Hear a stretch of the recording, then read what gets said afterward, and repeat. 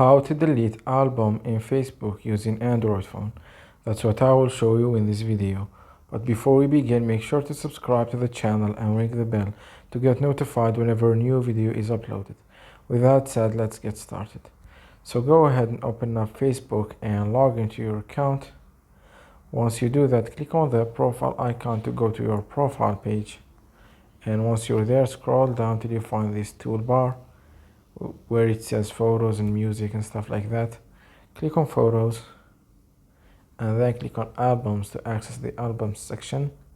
And say for example I wanted to delete the soccer album. What I want to do is click on it and then click on the three dots at the top right of the screen, and from the pop-up menu list at the bottom, click on delete. You will get this confirmation box that asks you, are you sure you want to delete this album? And it tells you that all the photos and pictures will be deleted. So click delete to confirm and wait for it. And as you can see, the album was successfully deleted as Facebook tells us. So that was it for this video. That's how you can delete albums in your Android phone on Facebook. If you have any questions, please leave them in the comment section down below.